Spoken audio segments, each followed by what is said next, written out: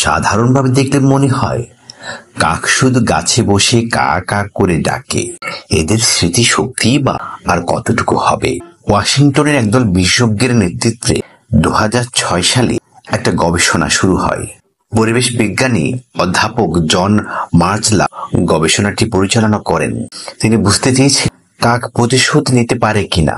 পরীক্ষার সময় তিনি একটি ভয়ঙ্কর মুখোশ পরে জালের সাহায্যে 7টি কাক ধরেন।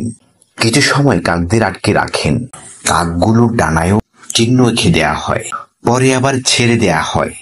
কাকগুলো ছেড়ে দেওয়ার পর ঘটে অদ্ভুত ঘটনা। কাকগুলো তাকে অনুসরণ করা শুরু করে। যখন তিনি ক্যাম্পাসে মুখোশটি পরে হাঁটতেন, কাকগুলো তাকে আক্রমণ করত। শুধু এই 7টি কাক আক্রমণ করত এমন না, অন্যান্য কাকও এসে আক্রমণে যোগ দিত। এই আক্রমণের ঘটনা 7 বছর ধরে চলতে থাকে। অধ্যাপক মাজরফ ও তার সহকারীরা মাঝে মধ্যে এই মুখোশ পরে ক্যাম্পাসে হাঁটাহাঁটি করতেন এবং কাকদের খাবার দিতেন। মাজলাভ বলেছেন, একবার সেই মুখোশ পরে হাঁটার সময় 53টির মধ্যে 47টি কাক তাকে দেখে কা কা করছিল। এর মানে কাকেরা শুধু বিপদ চিনতে পারে এমন না, অন্যদেরও বিপদের এই তথ্য শিখিয়ে দিতে পারে। কাকেরা যে শুধু ভালো স্মৃতিশক্তি আর বুদ্ধিমত্তা আছে এমন না, এদের সামাজিক কাঠামো খুব জটিল। এরা পারিবারিক গোষ্ঠীতে বসবাস করে। এদের আচরণ দেখে বোঝা যায় এদের আবেগও জটিল। যেমন কাক মৃত সঙ্গীর জন্য এক ধরনের শোকসভা করতে দেখা গেছে।